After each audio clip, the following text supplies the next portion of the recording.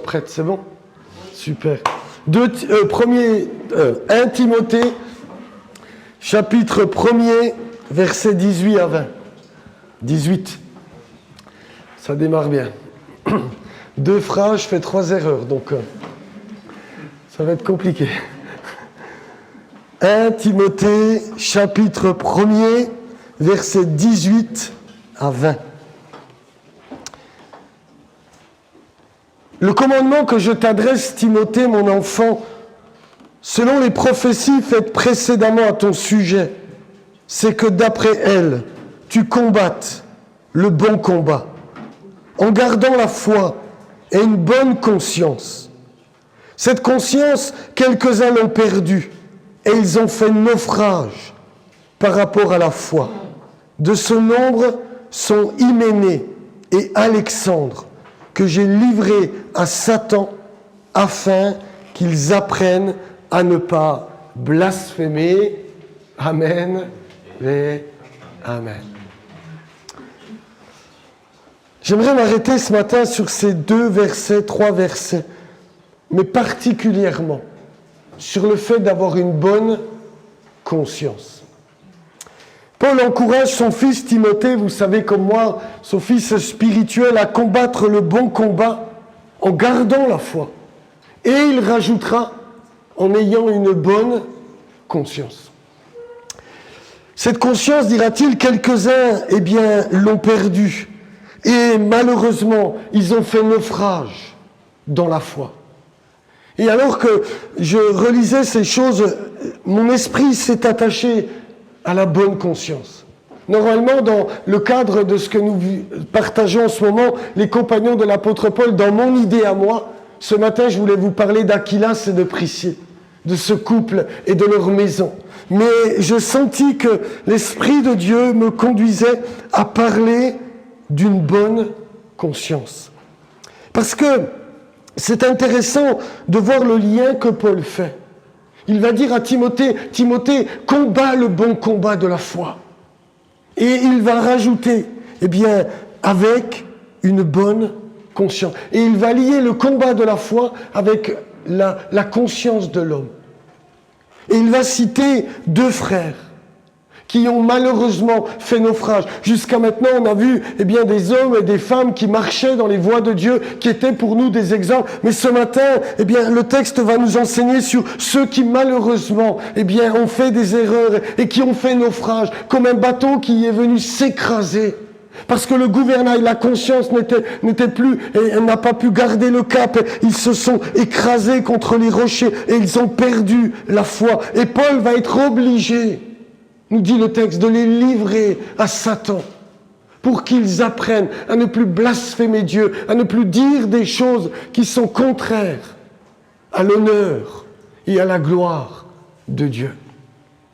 Le texte, ne nous dit pas dans cette épître-là ce que ces hommes, ont fait, mais regardez avec moi dans la 2e épître rapidement, parce que je ne veux pas m'étendre sur ce sujet, mais au chapitre 2 de la 2e épître de Paul à Timothée, regardez avec moi au chapitre 2 et les versets, je vais lire, verset 14. 2 Timothée 2, verset 14. Rappelle ces choses, en conjurant devant Dieu qu'on évite les disputes de mots qui ne servent qu'à la ruine de ceux qui écoutent. Et force-toi de te présenter devant Dieu comme un homme éprouvé, un ouvrier qui n'a point à rougir et qui dispense droitement la parole de la vérité.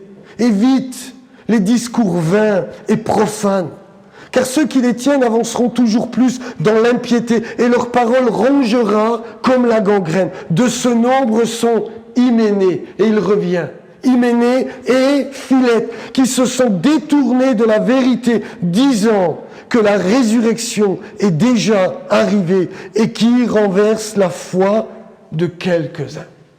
Quand Paul parle d'Hyménée dans la première épître, nous comprenons que ce qui lui a fait tort, c'est que, il a perdu sa bonne conscience et il s'est mis à propager de fausses doctrines, disant que la résurrection était déjà arrivée. Et par ce fait, il détournait. Il était une occasion de chute pour plusieurs et il renversait la foi de quelques-uns.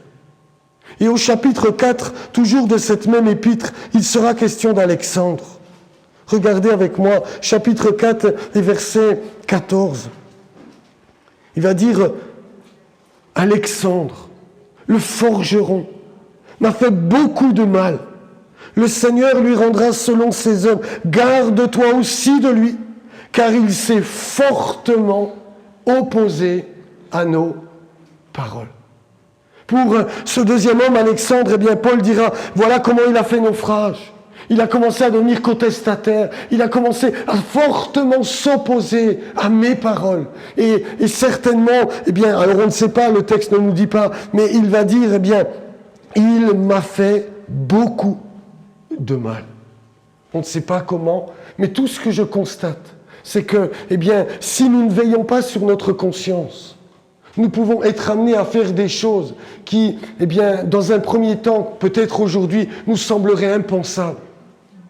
Mais dans quelques temps, dans quelques mois, dans quelques années, seraient rendues possibles. On ne sait pas comment ces hommes en sont arrivés là, quel était le cheminement qu'Hyménée et Alexandre, eh bien, ont connu pour en arriver à s'opposer fortement à Paul, à lui faire beaucoup de mal, et à Hyménée, eh bien, à aller propager que la résurrection était déjà arrivée.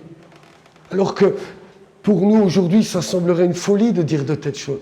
Nous savons très bien que la résurrection ne surviendra que lorsque le Christ descendra sur les nuées du ciel et qu'au son de la trompette de Dieu, à la voix d'un archange, les morts ressusciteront premièrement et les vivants partiront à la rencontre du Seigneur dans les airs.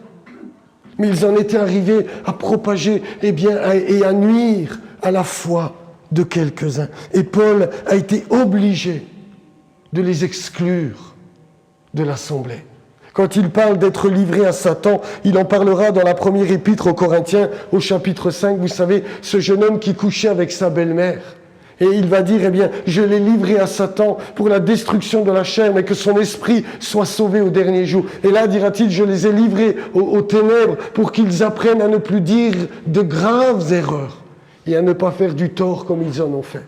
C'est-à-dire, c'est simple, hein, il ne faut pas chercher midi à 14h, c'est-à-dire il les a exclus de l'assemblée. Il les a livrés aux ténèbres. Ils ne sont plus sous la protection de l'Église et la protection de Dieu qui est sur l'Église. Mais pas pour la destruction, pour qu'ils soient sauvés. Jamais dans un but de détruire, mais pour que ces hommes soient sauvés au dernier jour. Je vous disais, ce qui est intéressant et ce qui m'intéresse ce matin, c'est de lier le fait que le lien que Paul fait entre la foi et la conscience. Gardant la foi et une bonne conscience. Le mot que Paul emploie quand il dit « cette conscience, quelques-uns l'ont perdue », en grec, ça veut dire « ils l'ont repoussée ». Ils l'ont jetée, ils s'en sont écartés. Paul explique que, avant de faire naufrage quant à la foi, ils ont fait taire cette voix de la conscience. Ils ont commencé à ne plus l'écouter, ils ont commencé à la repousser, ils ont commencé à l'écarter. Vous savez, c'est comme Hérode. Lorsque, Jean, le baptiseur, s'est approché de lui, en lui disant, tu sais, ce que tu fais n'est pas bien. Tu couches avec la femme de ton frère. Et au lieu de se repentir et d'abandonner ce travers, Hérode a fait mettre Jean le baptiseur dans une prison. Et ensuite, sous la pression de cette femme et de sa fille, il va lui faire couper la tête. Je crois que c'est la même chose pour chacune de nos consciences. Ce que tu feras taire, ce que tu ne voudras pas écouter, tôt ou tard, tu le feras mourir. Mais ça causera ta perte. Parce que lorsqu'Hérode s'est trouvé devant Christ, le Seigneur ne lui a pas dit une parole, pas un mot. Il n'a pas été plus loin avec lui parce qu'il n'a pas voulu accepter cette parole de repentance, cette parole de sa conscience. Et lorsqu'on fait taire notre conscience, Dieu ne va pas plus loin avec nous. Et nous sommes en danger. Et ces hommes se sont échoués et ont fait fausse route et naufrage quant à la foi parce qu'ils ont commencé par écarter, ils ont commencé par faire taire la voix de leur conscience.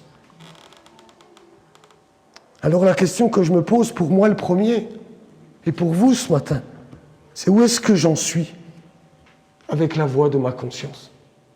Est-ce que je suis toujours sensible à cette voix-là, ou avec les années, est-ce que je ne l'entends plus beaucoup me reprendre et essayer de me corriger?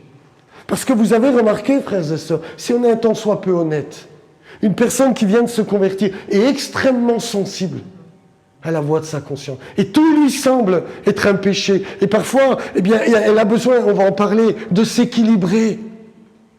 Mais le danger que j'ai remarqué aussi dans chacune de nos existences, et je parle de moi le premier, frères et sœurs, c'est qu'avec les années, on peut devenir insensible.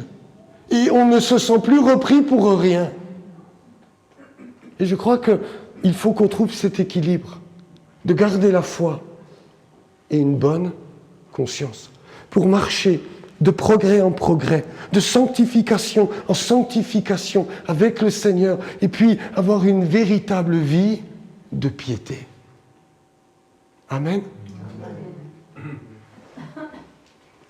Le mot conscience, en grec, c'est suneidesis, qui est employé là. Sun, ça veut dire avec, et eidos, ça veut dire connaître. C'est-à-dire, le mot conscience signifie ce qui nous aide à connaître, ce qui nous aide à acquérir de la connaissance.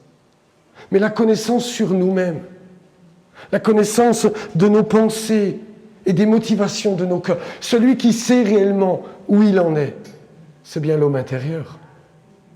Vous êtes d'accord avec moi? En vérité, notre conscience, elle sait toujours ce qui se passe au plus profond du cœur. On peut cacher ça aux hommes, on peut se faire passer pour ce qu'on n'est pas aux yeux des hommes. Mais nous, au-dedans de nous, nous savons très bien parfois ce qui nous motive. Et si on se laisse sonder, nous savons que les motivations ne sont pas bonnes, les pensées ne sont pas bonnes. Et Dieu, lui seul, connaît ce qu'il y a au-dedans de nous.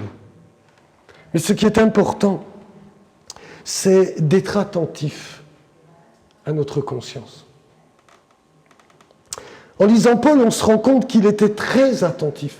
Et regardez avec moi, rien que dans cet épître de Paul à Timothée, au chapitre 1er et au verset 5, il va dire le but du commandement, c'est une charité venant d'un cœur pur, d'une bonne conscience et d'une foi sincère.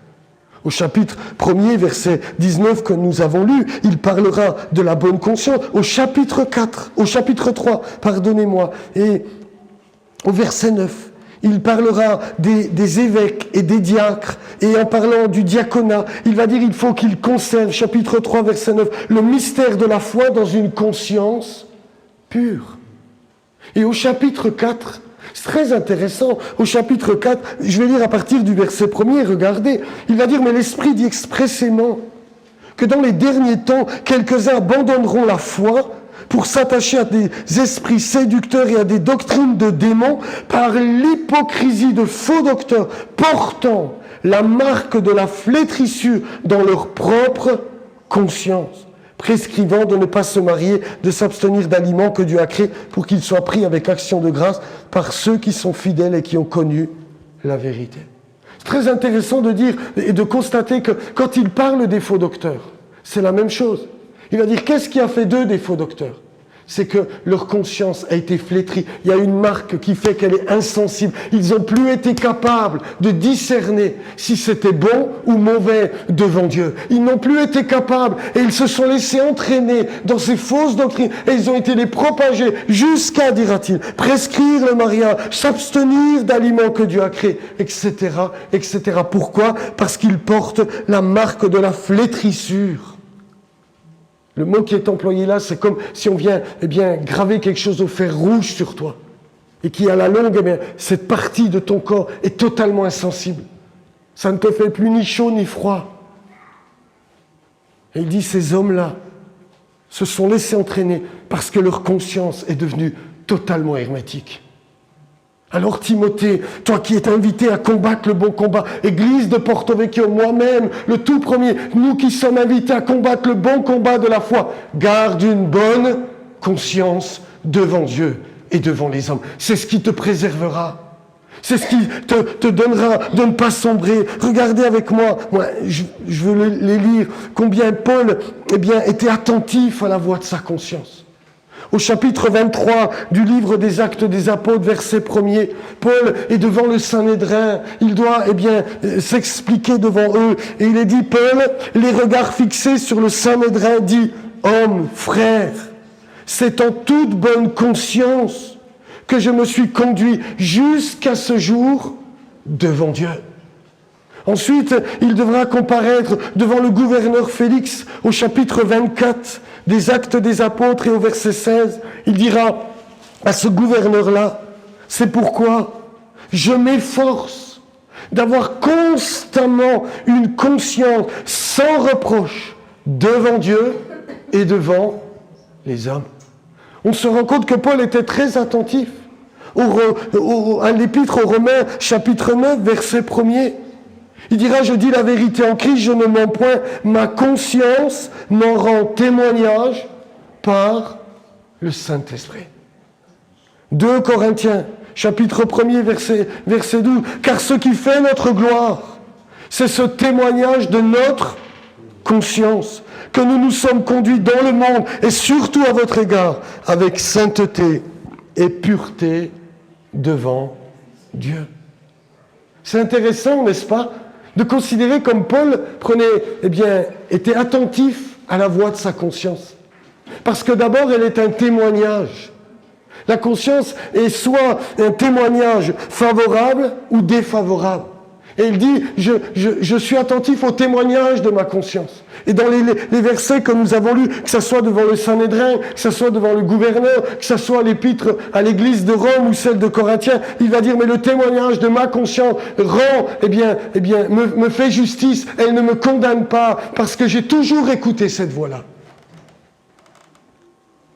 Paul l'écoutait avec attention, et il s'efforçait, nous dit le texte, d'avoir une conscience sans reproche.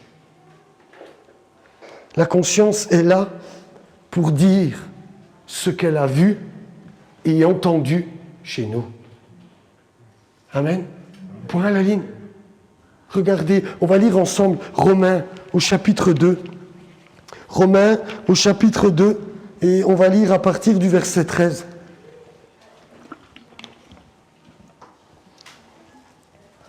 Il va parler du jugement de Dieu à la fin des temps.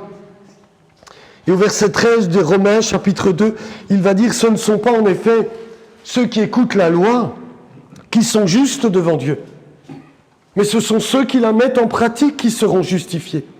Quand les païens, c'est-à-dire les non-juifs, quand la Bible elle parle des païens, qui n'ont pas la loi, c'est-à-dire la Torah, les 5 premiers livres de Moïse, font naturellement ce que prescrit la loi. Ils sont eux qui n'ont point la loi, une loi pour eux-mêmes. Ils montrent que l'œuvre de la loi est écrite dans leur cœur, leur conscience en rend témoignage, et leur pensée s'accusant ou se défendant tour à tour, c'est ce qui paraîtra au jour où, selon mon évangile, Dieu jugera par Jésus-Christ les actions secrètes des hommes.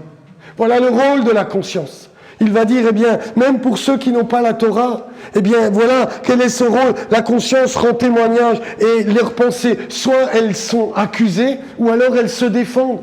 Soit tu sais que tu n'as pas commis d'erreur, ou alors tu sais que tu t'es trompé. Et Paul dira, vous savez, c'est ça qui va paraître au dernier jour. Les hommes seront inexcusables parce que leur conscience leur aura parlé. Cette conscience sera comme la voix de Dieu qui voulait te détourner du péché, de l'erreur, de l'immoralité, pour t'amener dans la vérité de Dieu.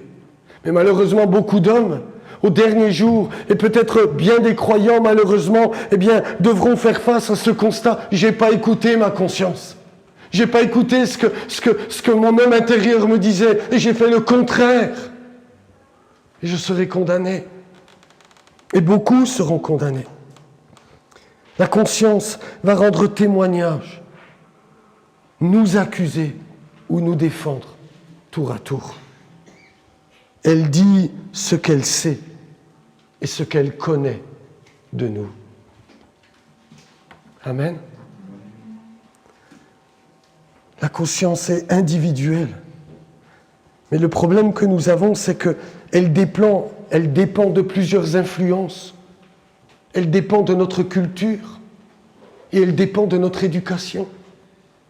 Et très souvent, ces choses viennent nous influencer Pour un frère, je vais dire ça, c'est pas africain et un Gaulois comme moi, parfois nos conceptions ne sont pas les mêmes. Pour ce qui est mal pour eux, c'est pas mal pour moi.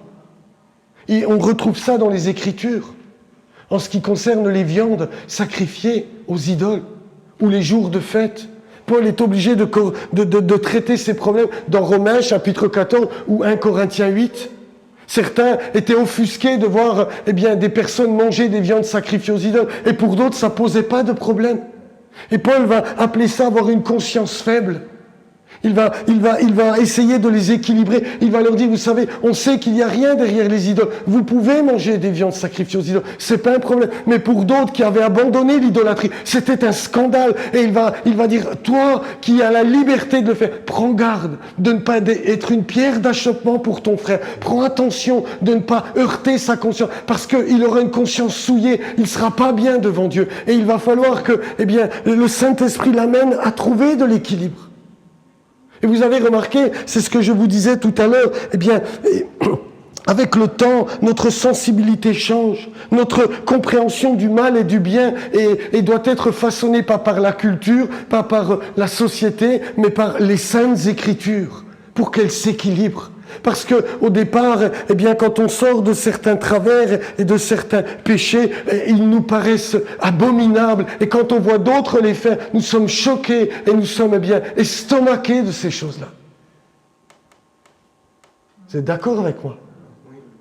Et c'est très important que, notre sensibilité évolue.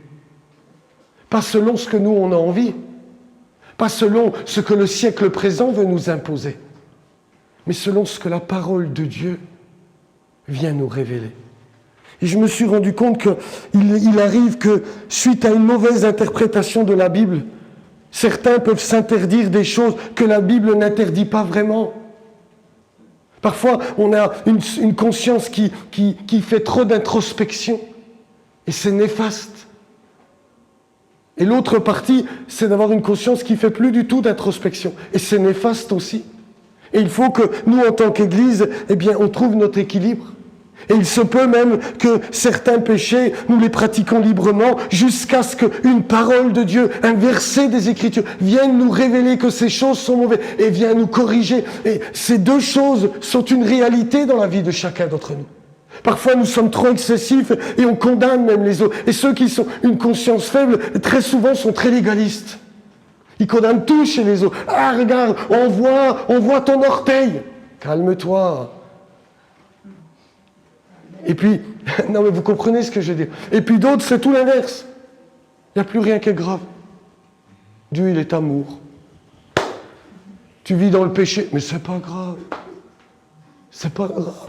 Dieu sait. Dieu, c'est pas comme nous on l'entend. Et ça, ce sera le travail de notre conscience, de nous laisser sensibiliser et évoluer et marcher de progrès en progrès avec le Seigneur. Et plus nous plongeons dans les Écritures, plus notre connaissance du Seigneur grandit et plus notre conscience va s'affiner et s'équilibrer. C'est pourquoi je me tue à dire, mais lisez la Bible, et vous les jeunes, lisez les Écritures.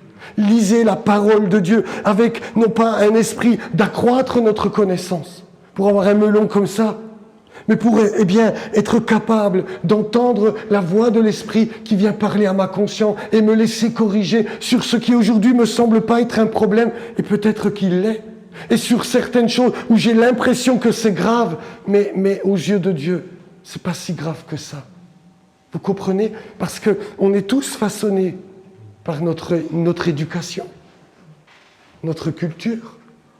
Et je trouve qu'aujourd'hui, il y a vraiment un équilibre à avoir entre une introspection excessive et un laxisme qui amène la conscience à se taire. Comme Hyménée et Alexandre, qui à force de repousser la voix de leur conscience, se sont rendus coupables de plus rien et ont fait naufrage quant à la foi. Pour nous qui désirons marcher avec le Seigneur, je crois qu'il faut qu'on entretienne une bonne conscience devant Dieu. Et que on se laisse encore sonder et qu'on soit capable, surtout dans notre temps. C'est un temps compliqué. Vous avez remarqué comment le monde a été amené à ne plus rien trouver de choses graves. Tout est excusable aujourd'hui. Écoutez un petit peu les médias. Regardez ce qui se passe dans notre société française, je parle de la nôtre. Plus rien n'est grave. Tu trouveras toujours quelqu'un qui te trouvera des excuses. Même les pires des criminels aujourd'hui. On les excuse pour tout. C'est jamais de leur faute. Il n'y a plus de culpabilité. Il n'y a plus de choses qui sont graves. Et c'est extrêmement difficile pour l'Église du XXIe siècle de vivre avec une bonne conscience dans ce siècle présent. Parce que tout nous dit que rien n'est grave. Tout nous dit qu'il n'y a plus de péché. Et la psychologie en excès a fait taire la voix de la conscience. On ne veut plus. Notre société est étrange, frères et sœurs. Elle encourage le péché, mais elle ne veut pas entendre la voix de sa conscience. Et elle va trouver toutes sortes d'excuses à la voix de cette conscience. Et tu trouveras toutes sortes de thérapeutes qui vont t'expliquer, c'est pas de ta faute, que c'est de la faute d'un tel, d'une telle, de ton histoire, etc. Mais jamais qui vont t'amener à la repentance. Le drame de l'Église, eh bien, c'est de sombrer dans cette horreur-là. C'est-à-dire de faire du péché une maladie où on cherche de thérapeutes plutôt que de se repentir parce que c'est pas des maladies, ce sont des péchés qui doivent être abandonnés et purifiés par le sang de Jésus-Christ. Et nous devons être extrêmement vigilants à cela. Nous sentir encore coupables quand nous le sommes, bien évidemment. Nous sentir encore, eh bien, capables de repentance pour abandonner nos travers, pour abandonner nos addictions, pour abandonner ce qui est contraire à la volonté de Dieu.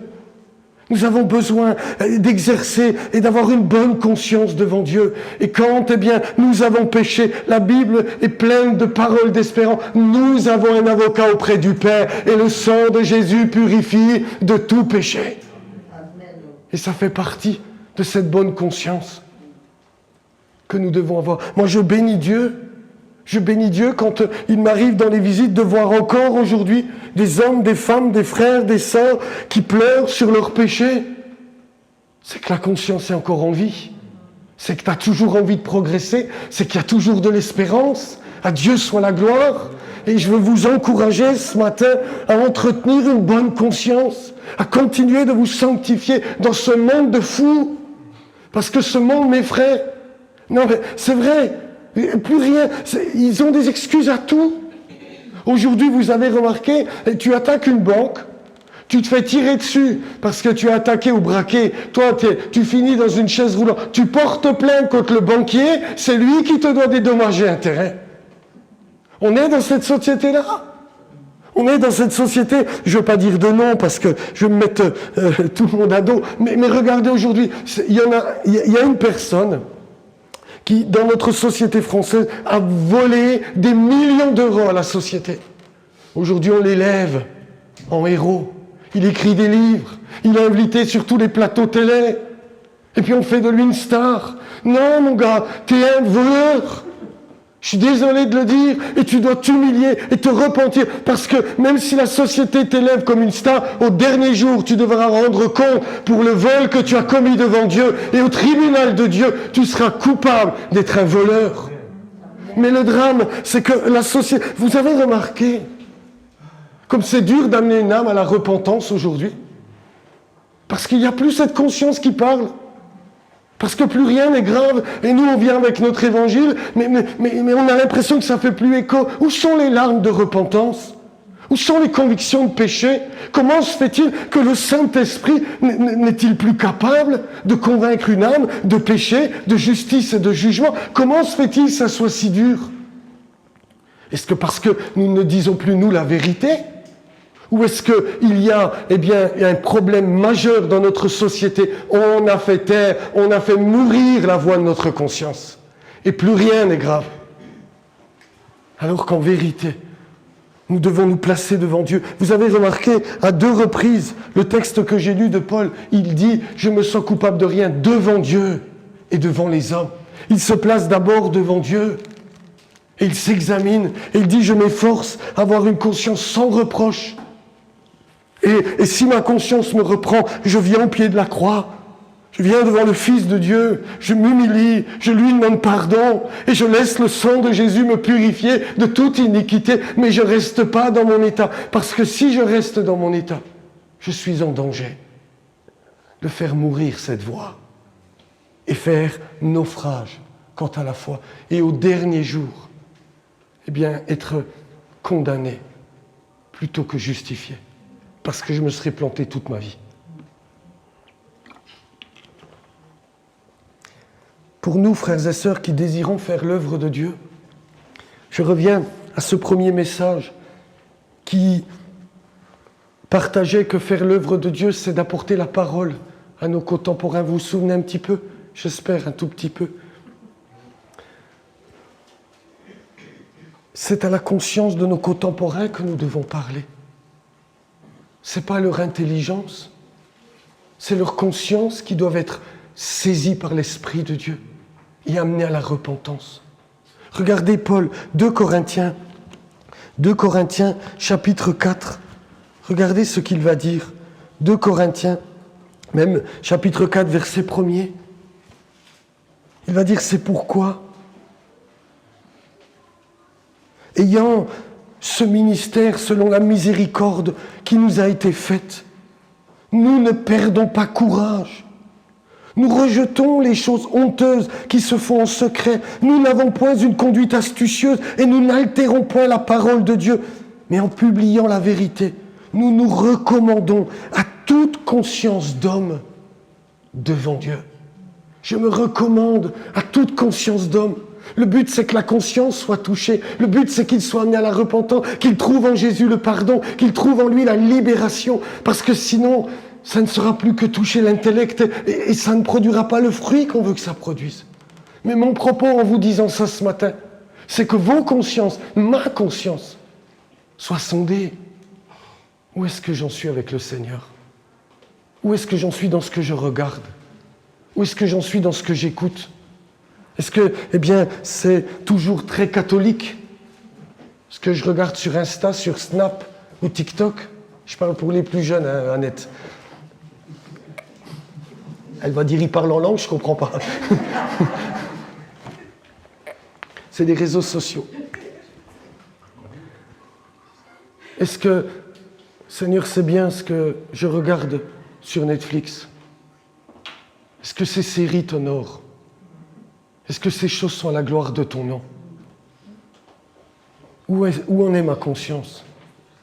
Frères et sœurs, nous sommes invités à nous examiner parce que nous sommes appelés à toucher la conscience de nos contemporains. Mais si nous marchons comme eux, si nous faisons les mêmes choses qu'eux, regardez dans la première épître, eh bien, aux Corinthiens, je reviens aux Corinthiens, au chapitre 10, regardez ce que va dire Paul. C'est extraordinaire la façon qu'il avait de travailler. 1 Corinthiens, chapitre 10, et à partir du verset 23.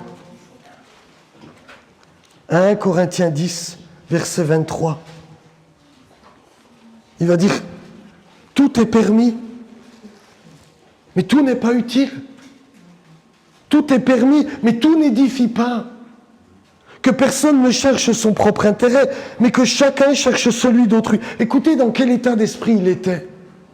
Mangez tout ce qui se vend au marché, sans vous enquérir de rien par motif de conscience. Il revient sur les viandes sacrifiées aux idoles, hein, que les uns considéraient comme impures et d'autres légales. Car la terre est au Seigneur et tout ce qu'elle renferme. Écoutez bien, si un non-croyant vous invite et que vous vouliez y aller, mangez de tout ce qu'on vous présentera sans vous enquérir de rien par motif de conscience. Mais si quelqu'un vous dit « Ceci a été offert en sacrifice », n'en mangez pas à cause de celui qui a donné l'avertissement et à cause de la conscience. Je parle ici non de votre conscience, mais de celle de l'autre. Pourquoi, en effet, ma liberté serait-elle jugée par une conscience étrangère? Si je mange avec action de grâce, pourquoi serais-je blâmé au sujet d'une chose dont je rends grâce? Soit donc que vous mangiez, soit que vous buviez, soit que vous fassiez quelque autre chose. Faites tout pour la gloire de Dieu. Et il ajoutera, ne soyez en scandale, ni aux Grecs, ni aux Juifs, ni à l'Église. De quelque manière que ce soit.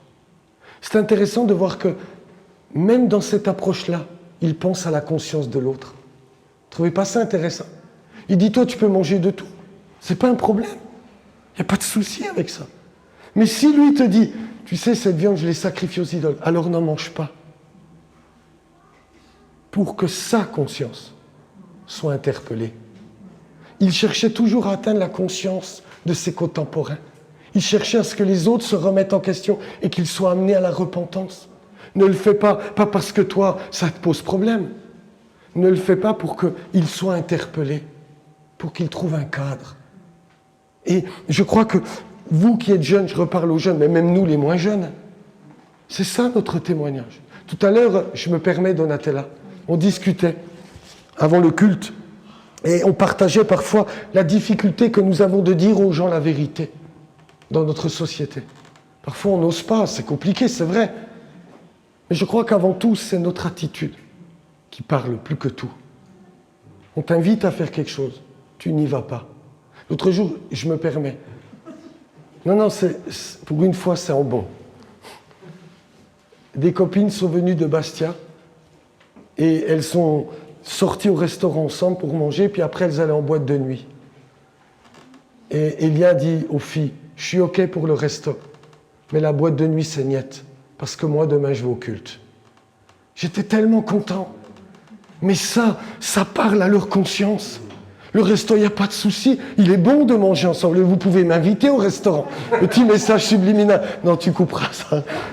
Je plaisante. Je plaisante. Mais il n'y a pas de souci. Mais pour le reste, ça, je ne peux pas. Et en faisant ça, sans les condamner, rien que le fait de dire « moi, je ne vais pas parce que demain, je me lève pour aller au culte », tu touches leur conscience. Tu viens, alors elles écoutent ou elles n'écoutent pas, mais nous rendons témoignage par cela. Notre façon de vivre, notre façon de faire. Rappelez-vous de Lot. Lot, il habite à Sodome et Gomorrhe. Sodome et Gomorrhe, c'est-à-dire, c'est de grands pécheurs devant l'Éternel, dit le texte. Et puis, les anges arrivent et disent à Lot, écoute, prends tes filles, tes gendres, il faut partir de là parce que le feu va tomber du ciel. Le jugement de Dieu va les atteindre.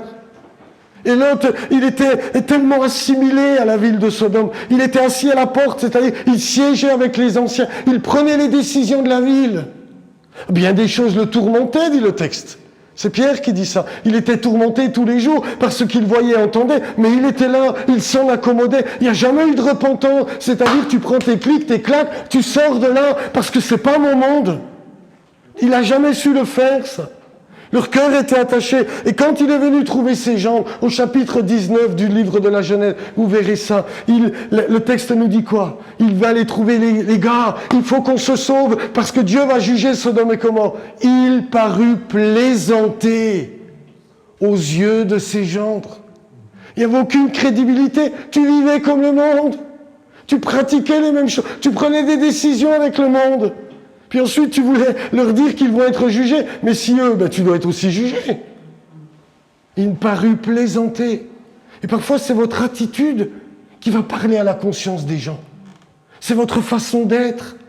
Vous ne marchez pas comme ce monde. Vous ne devez pas marcher comme ce monde. Si ce monde va dans cette direction, nous, croyants, nous allons là-bas. Et tout le travail du pasteur, excusez-moi, c'est ça la difficulté. C'est que le monde, il va là. Et puis moi, je vous dis, il faut qu'on aille là-bas. Puis parfois, vous me dites, ouais, là-bas, c'est bien. Puis je suis obligé de dire, non, c'est là-bas qu'on va. Non, mon désir, c'est là-bas qu'on va. Je fais exprès pour l'embêter, parce que je l'aime. Non, Elia, c'est pas là-bas, c'est là-bas. Et si vous voyez comme moi de temps en temps, oh, c'est vrai que c'est pas trop mal. Hop, Jérôme, c'est pas là-bas qu'on va, c'est là. Dites-moi amen au moins ça. Amen. On est là les uns pour les autres à veiller. Mais notre conscience est tellement importante. Nous devons veiller, non pas à être excessifs, vous comprenez, j'insiste là-dessus. Pas une introspection excessive, mais non pas non plus du laxisme, qui fait que plus rien n'est grave et qu'on fait comme tout le monde. Ce qui doit être la norme par excellence, c'est la parole de Dieu. Lisez les Écritures. Regardez comme Paul parle de la lumière, comme Paul parle de nos lèvres, de nos pratiques et de toutes ces choses qui sont contraires à la volonté de Dieu. Nous devons nous laisser absorber par cette parole bénie. Et que notre conscience soit encore capable de nous amener à la repentance, d'être saisis par la culpabilité de Dieu. Amen. Pas celle du monde qui conduit à la mort, celle de Dieu qui conduit à la repentance, dira Paul aux Corinthiens. Tout notre combat est de rester attaché au commandement de Dieu au milieu d'une société qui a fait voler en éclats tous les repères moraux. Plus rien n'est grave aujourd'hui. Ne vous entourez pas, les jeunes. Ils vont dire, mais il en a après nous, celui-là, c'est pas possible. Ne vous entourez pas seulement de gens qui vous disent ce que vous avez envie d'entendre. Parce que dans ce monde, je vous le répète, vous trouverez toujours quelqu'un qui va vous expliquer que ce n'est pas de votre faute. On va dire à Nathan, Nathan, tu sais, c'est pas de ta faute. Il s'est passé ceci, tu as vécu cela. C'est normal que tu pratiques ces choses. Arrière de moi, Satan. Je ne veux pas les pratiquer. Je me repens, je viens devant Dieu, je crie à Dieu et je laisse le Saint-Esprit me délivrer de ce qui doit être une délivrance dans ma vie. Amen. Prenons garde à ne pas non plus condamner toujours les autres. Quand on commence à condamner, c'est qu'on a une conscience faible.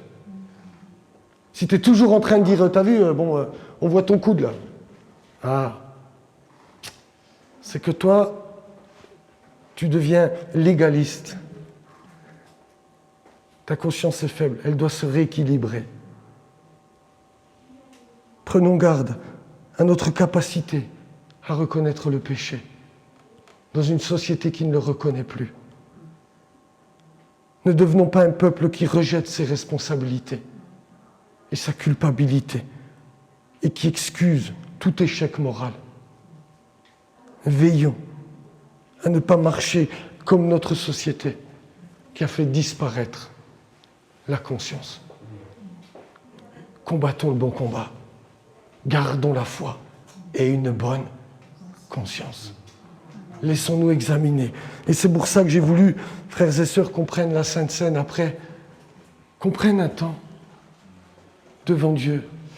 Peut-être c'est même pas peut-être, j'en suis sûr, qu'en vous partageant ces choses ce matin, votre conscience est travaillée. Posez-vous la question, est-ce que c'est excessif ? Est-ce que c'est un péché que Dieu a déjà pardonné ? J'ai plus besoin d'y revenir, parce qu'il y a ça aussi. J'aurais tellement de choses à dire, quelle heure il est ? Je vais me taire. Je vais me taire. Parfois, on s'est humilié, on s'est repenti, et notre conscience continue, parce qu'il y a le diable, l'accusateur. Ça aussi, il faut le faire taire. Ce que tu as confessé de ta bouche, là où tu t'es repenti, la Bible est catégorique. Le sang de Jésus purifie de tout péché. Donc tu n'as plus à porter ces choses. Et ne te laisse pas condamner là où tu n'as pas à être condamné. Mais venons ce matin devant la table en disant, Seigneur, je veux progresser dans ma sainteté avec toi. Je veux marcher de progrès en progrès. Je veux que ma conscience soit bonne devant ta face. Aide-moi à progresser. Aide-moi à écouter ta parole et à me laisser reprendre là où je dois l'être. Amen. Amen. Seigneur notre Dieu, on veut se tenir devant toi ce matin parce que j'ai vraiment le désir de marcher de progrès en progrès avec toi. Seigneur, je ne veux pas que ma propre vie et la vie de l'Assemblée soient au diapason de l'esprit du siècle présent. Ce que nous désirons, Seigneur, c'est que nos vies correspondent à ta parole. Le but du commandement, disait Paul, c'est d'avoir un amour, une foi sincère et une bonne conscience devant toi. Seigneur, ce matin, nous voulons nous placer devant toi et nous laisser sonder par toi. Viens encore parler, viens encore nous sanctifier, viens encore nous rendre sensibles à la voix de notre conscience par le Saint-Esprit. Aide, Seigneur, ceux qui sont accusés ce matin, qu'ils saisissent la délivrance. Aide ceux qui sont, avec une conscience faible et qui condamnent tout et n'importe quoi. Aide ceux qui sont laxistes à revenir dans le bon sentier. Aide chacun d'entre nous, selon notre besoin, selon notre situation. Aide chacun et chacune. Et que personne ne passe à côté de toute ta volonté. Au nom de Jésus-Christ.